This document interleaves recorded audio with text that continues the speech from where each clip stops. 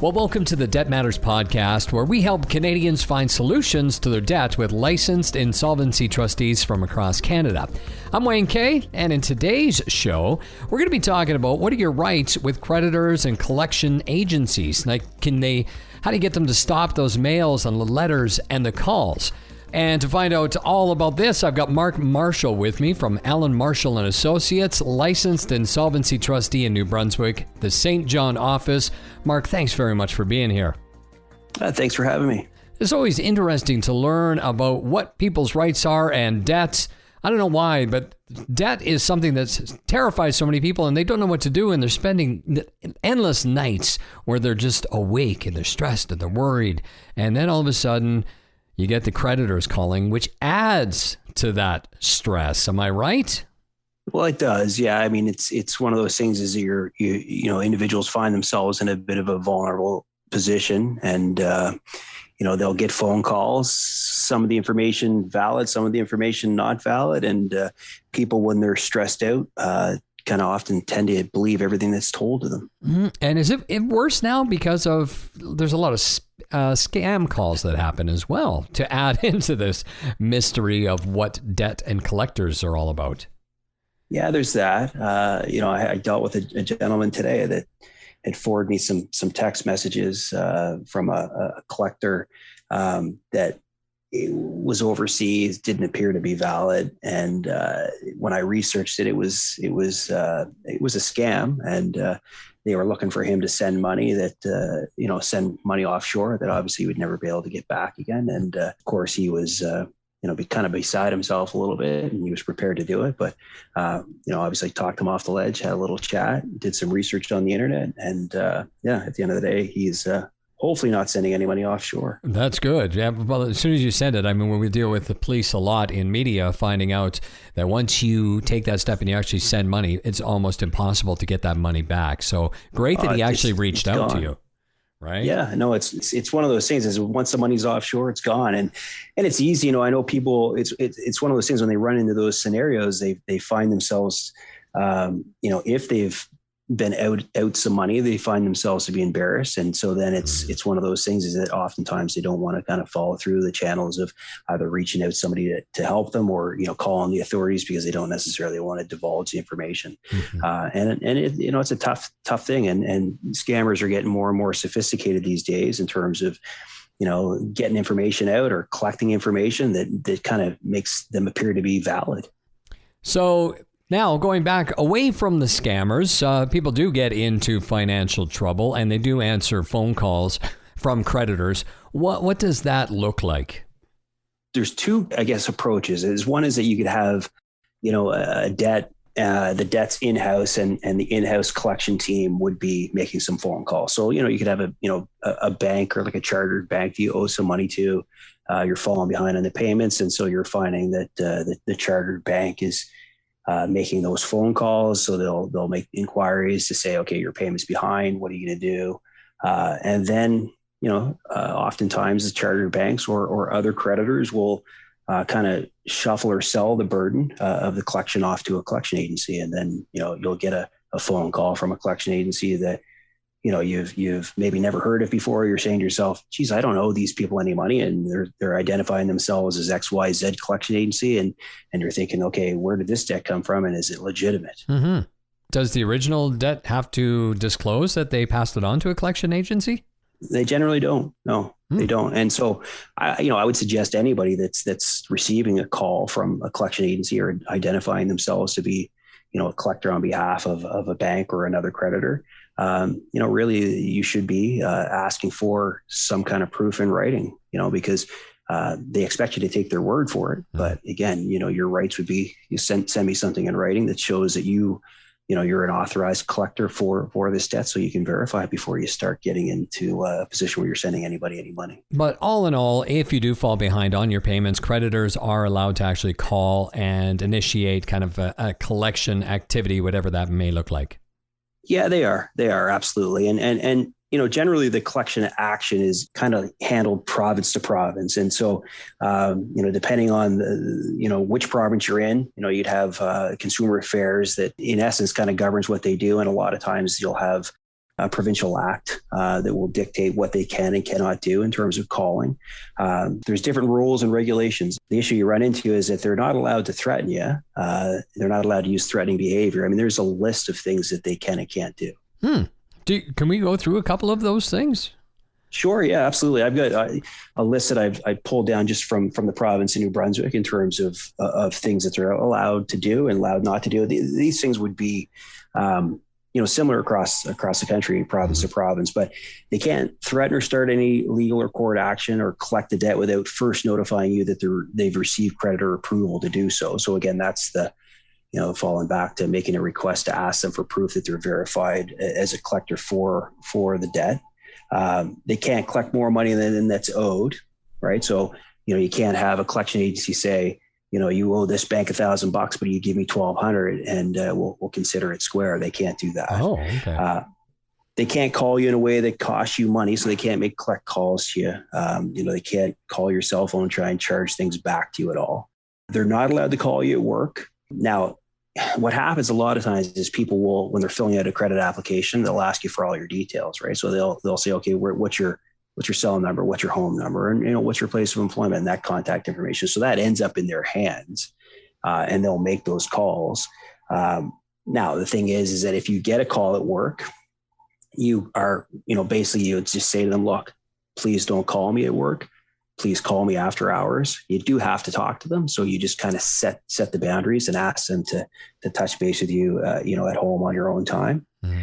They're not allowed to discuss the debt with anyone else other than you, unless you've given them permission to discuss that matter with someone else, like say your father, or your mother, or, your brother, or your lawyer, or something along those lines. They can't threaten or use intimidating or abusive language. And let's see what else here. They can't contact your family and threaten or harass you. And then there's a guideline in terms of time frames and when they're allowed to call you. Like they can't call you before 7 a.m. in the morning or after 9 p.m. And that would be through Monday through to Saturday. And they can't call you before 1 p.m. or after 5 p.m. on a Sunday. They can't call you on a holiday. Really? And so, yeah. And these things happen. Like, I mean, we know they do, right? Because I hear from debtors every day that this stuff happens. And the issue you get into is that they'll say they're not doing it, right? And so in theory, if you had a guy call you and was harassing you or bugging you or calling you a place of employment, my suggestion is that you report it. Report it to your provincial body or consumer affairs. They are then supposed to investigate it, and follow up and make sure that the agency is not doing those things, because in theory, the commissioner or the consumer affairs or the provincial branch issues a license to that collection agency to be able to collect in that province. So they have to follow the rules. What is the best way then for you to go about dealing with maybe stopping these collection agents or dealing with them? Well, I mean, one thing you can do, you can ask them, to kind of deal with you in writing, right? So that is an option. And so, what you do is you ask them only to contact you in writing, either personally or through your lawyer. And in making that request, you just say, look, anytime you send me a letter, any kind of communications, then I'll also respond to you in writing as well. And then that way you can kind of come to a conclusion. Now, you'll find, obviously, a lot of these collectors are aggressive. They're not necessarily too interested in writing a letter. They're just trying to collect some money. So they're supposed to follow the rules and comply. But whether they do or not, will kind of remain to be seen. Some will. Mm-hmm. Some will take the time. They'll write the letter, and they'll correspond with you in writing or, through your lawyer. But really, I mean, to get things to stop, you got to do one of two things. You got to work out some kind of a payment arrangement with them directly, either to settle the account in full or by way of a monthly payment. And if you can't afford to do that, I mean, then you gotta seek out professional help. Okay, so that's some great advice. Now, how do you go about reaching out to a insolvency trustee? How does that look? Well, I mean, what you're doing is you're going to look up, obviously, an insolvency trustee in your area, right? And you're going to want to touch base with them and just consult with on your rights in terms of any debt. So, I mean, options you have when it comes to stopping a collector is you could look at worst case scenario, making an assignment in bankruptcy. I mean, that's extreme, mm-hmm. and it depends on the circumstances of the individual. But that's an option. The other option, you could look at filing a consumer proposal. the other option, you could talk to a trustee about, the chances of, filing an informal proposal. And, we at our office, we've helped people in the past, that have had maybe one or two debts in collections that, doing something formal by way of a, consumer proposal or a bankruptcy wouldn't make sense. And so what we'll do is we'll guide them in terms of, writing a letter or providing some kind of form of a letter of settlement to try and get things kind of sorted out, especially if they have the means. And, a lot of times if you have family that's willing to help you, family, brothers, sisters, mothers, fathers, people that have some money and they're saying, look, I'm willing to help you. A lot of times you can kind of get collection agencies to deal with you pretty quickly. Right. And so, sometimes you might even be able to get them to settle for less than 100 cents on the dollar. And so we've helped people do that in the past as well. So what's interesting is by doing this podcast, one of the things that I've learned, and I'm going to assume many of our listeners have learned as well, is that the faster you admit that you might need a little bit of help, the faster things can get resolved and you lose those sleepless nights. Yeah, I would agree with that. 100%, because it's one of those things is that before things get out of control or before you have, multiple debts that get handed off to various collectors, because I've seen that too. You'll have one individual come in and they've got, one account, one debt that they've neglected for so long that it's in the hands of 4 or 5 different collection agencies. And so I think at that point in time, it's just a race to see who can get the money. And so the calls, the mail, it doesn't stop. And so if you can kind of assess things and say, oh, look, I need to deal with this. This is how I'm going to deal with it. I'm going to either settle it on my own, or I'm going to ask for help, or I'm going to seek out, the advice of a trustee and a licensed insolvency trustee and see what options are available to me. Because a lot of times, establishing some kind of a formal plan makes the most sense for people. And as much as they're afraid to do that and they're thinking, no, that's the last thing I want to do, it never hurts to ask. Never hurts to ask any questions, because you're not committed. When you talk to a trustee, the role of the trustee is to do an assessment with you and provide you with some guidance. And in doing that, they're supposed to give you the best advice and allow you to take that advice, assess that advice, and make a decision, an informed decision on what you want to try and do. And sometimes that initial consultation is enough to really help somebody, guide them on what they're supposed to do. Yeah, it can provide you with a path or a plan, or at the end of the day, it can provide you with a little bit more information than you had before you came in the door, before you made that phone call, and then you take that information. And then again, it's building blocks. You can build on it. You can either formally do something, or you can try and handle something on your own, knowing your rights a little bit more. There's something that you mentioned. You said that sometimes there can be 3 or 4 different collection agencies trying to collect on the same debt. How does that happen? Do they get, whoever gets it gets paid extra? How does that work? Yeah, my understanding is that is how it works. I don't think they get paid extra. I think what it comes down to is it becomes a kind of an unclaimable account. So you'll have XYZ company that can't or have not been able to collect it on behalf of the charter bank, and they'll either flip it back to them, or, then all of a sudden LMNOP collection agency says, you know what, I'll be able to get my hands on the money. So then they take it and then they start making some phone calls. So then again, it creates confusion, because you have, the debtor saying, well, I've got XYZ. Now I've got LMNOP coming after me. Right. So who do I owe? Right. And and they'll both tell you, because if you pick up the phone and call XYZ, even though that may be a dormant account for them, is that they'll make it an active account if they can collect the money.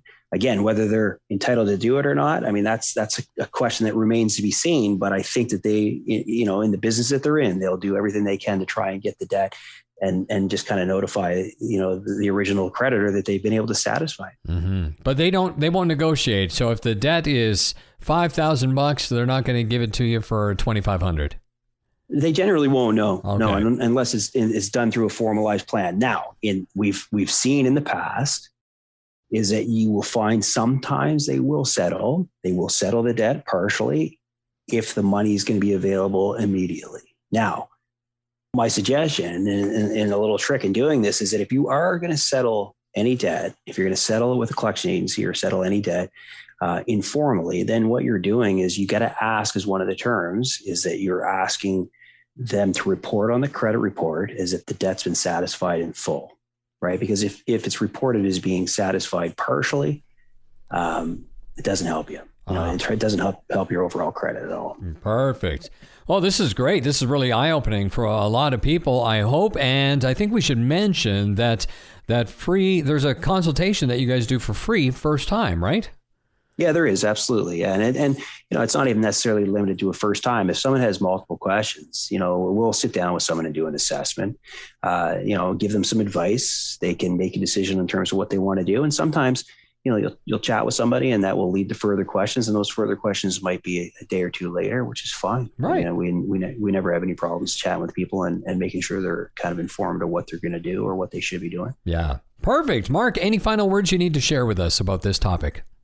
No, not off the top of my head. No, I mean, it's one of those things. If you're getting phone calls from collectors, do your best to try and deal with it. Do your best to keep them from trying to call your family and friends by just suggesting to them that you will deal with it. You're not going to hide from them, and have them call you, at the time that you want them to call.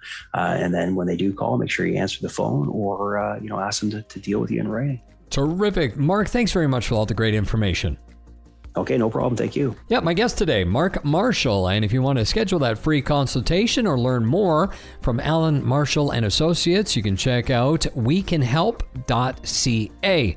And that is it for today's Debt Matters podcast. Make sure you subscribe wherever you get your favorite podcast from. And of course, for more information, you can always check out our debtmatters.ca website. Thanks very much for listening.